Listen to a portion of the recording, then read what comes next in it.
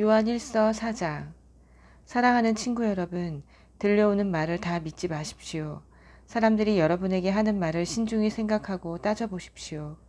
하나님에 대해 이야기한다고 해서 모두가 하나님에게서 난 사람은 아닙니다. 수많은 거짓 설교자들이 이 세상을 활보하고 있습니다. 참 하나님의 영을 가려내는 기준이 있습니다. 예수 그리스도, 곧 하나님의 아들과 살과 피를 지닌 진짜 사람으로 오신 것을 믿는다고 공개적으로 시인하는 사람은 누구나 하나님에게서 나서 하나님께 속한 사람입니다. 그러나 예수를 믿는다고 시인하지 않는 사람은 누구든지 하나님과 아무 관계가 없습니다. 이것이 바로 적그리스도의 영입니다. 여러분은 적그리스도가 오리라는 말을 들었습니다. 그런데 그 영이 우리가 생각한 것보다 빨리 왔습니다. 사랑하는 자녀 여러분, 여러분은 하나님에게서 나서 하나님께 속해 있습니다. 여러분은 이미 저 거짓 교사들과 싸워 큰 승리를 거두었습니다. 여러분 안에 계신 성령께서 이 세상 그 어떤 것보다 더 강하시기 때문입니다. 저 거짓 교사들은 그리스도를 부인하는 세상에 속해 있습니다. 그들은 세상의 언어를 말하고 세상은 그들의 언어를 먹고 자랍니다. 그러나 우리는 하나님에게서 나서 하나님께 속해 있습니다. 하나님을 아는 사람은 누구나 우리의 말을 이해하고 듣습니다. 물론 하나님과 아무 관계가 없는 자는 우리의 말을 듣지 않습니다. 이것이 진리의 영과 속이는 영을 구별하는 또 하나의 기준입니다. 사랑하는 친구 여러분, 사랑은 하나님에게서 오는 것이니 사랑하기를 멈추지 마십시오. 사랑하는 사람은 모두 하나님에게서 나서 하나님과의 사귐을 경험합니다.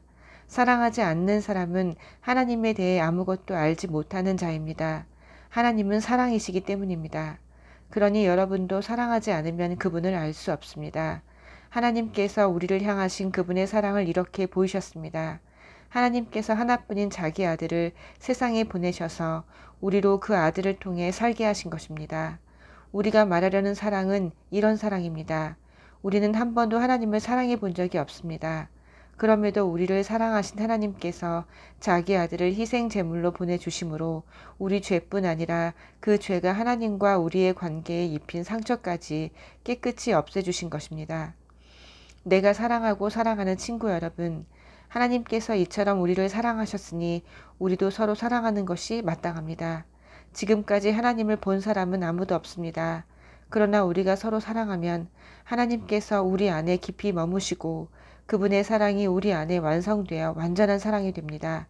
하나님께서 우리에게 자신의 생명, 자신의 영에서 난 생명을 주셨습니다. 이것으로 우리는 우리가 그분 안에서 변함없이 충만하게 살고 있는 것과 그분이 우리 안에 살고 계신 것을 압니다. 또한 우리는 아버지께서 자기 아들을 세상의 구주로 보내신 것을 직접 보았고 그것을 공개적으로 증언합니다. 예수가 하나님의 아들이심을 시인하면 누구나 하나님과의 친밀한 사귐에 끊임없이 참여하게 됩니다. 우리는 이것을 너무도 잘 압니다. 우리는 하나님에게서 오는 이 사랑을 마음과 영혼을 다해 껴안았습니다. 하나님은 사랑이십니다. 우리가 사랑의 삶 속에 영원히 살기로 작정하면 우리는 하나님 안에 살고 하나님도 우리 안에 사십니다.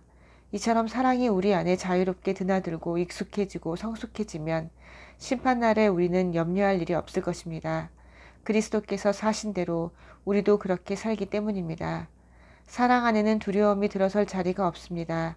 온전한 사랑은 두려움을 내어 쫓습니다. 두려움은 삶을 무력하게 만듭니다. 두려워하는 삶, 곧 죽음을 두려워하고 심판을 두려워하는 삶은 사랑 안에서 온전해지지 못한 삶입니다. 그럼에도 우리는 사랑합니다. 사랑하고 사랑받습니다.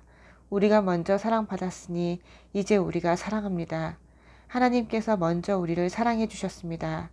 나는 하나님을 사랑한다고 떠벌리고는 곧바로 형제나 자매를 미워하고 아무렇지도 않게 생각하는 사람이 있다면 그는 거짓말쟁이입니다.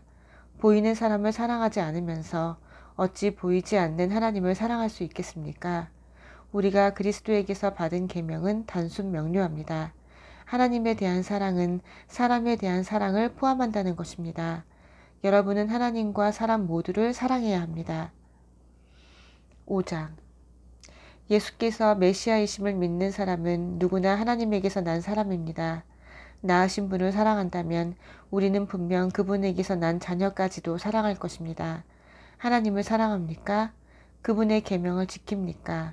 이것이 우리가 하나님의 자녀를 사랑하는지 사랑하지 않는지를 구별해주는 참된 기준입니다.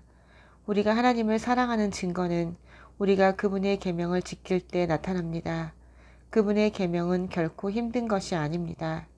하나님에게서 난 사람은 누구나 세상의 방식을 이깁니다.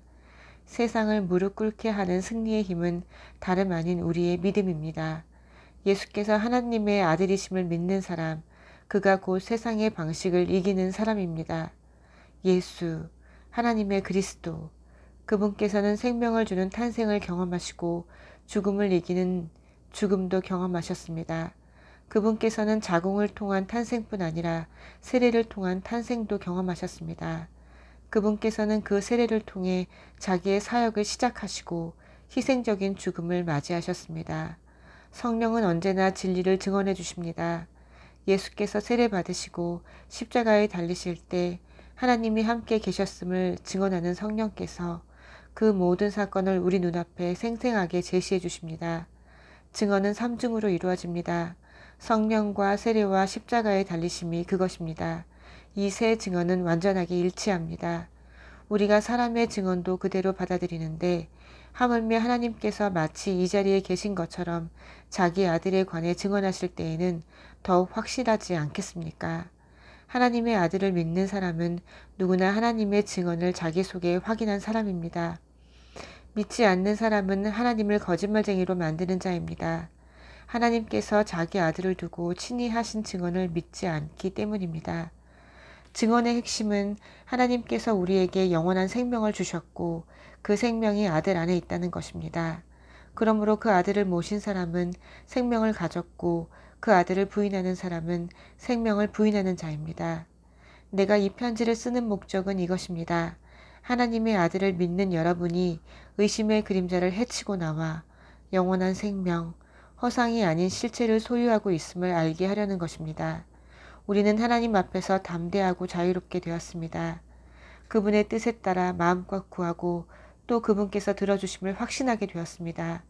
하나님께서 들어주신다고 확신하고 구하면 우리가 구한 것은 우리 것이나 다름없음을 우리는 압니다. 예컨대 어떤 그리스도인이 죄 지은 것을 보거든 하나님께 도움을 구하십시오. 그러면 하나님께서 기꺼이 도우시고 죽을 죄를 짓지 않은 그 죄인에게 생명을 베푸실 것입니다. 죽을 죄라고 할 수 있는 죄가 있는데 나는 그것을 두고 간구하라는 말이 아닙니다. 우리가 잘못 행하는 것은 다 죄입니다. 그러나 죄라고 해서 다 죽을 죄는 아닙니다. 우리가 알기로 하나님께서 난 사람은 아무도 죄, 곧 죽을 죄를 짓지 않습니다. 하나님에게서 난 사람은 하나님의 보호를 받습니다. 마귀도 그를 건드리지 못합니다. 우리는 하나님께서 우리를 굳게 붙잡아 주신다는 것을 압니다. 오직 세상 사람들만 마귀의 손에 붙잡혀 있습니다. 우리가 알다시피 하나님의 아들이 오셔서 우리로 하여금 하나님의 진리를 깨닫게 해주셨습니다. 실로 멋진 선물이 아닐 수 없습니다. 우리는 진리 자체이신 하나님의 아들 예수 그리스도 안에 살고 있습니다. 이 예수야말로 참 하나님이시며 참 생명이십니다. 사랑하는 자녀 여러분, 모든 가짜는 영리하기 그지없으니 그들을 조심하십시오. 아멘.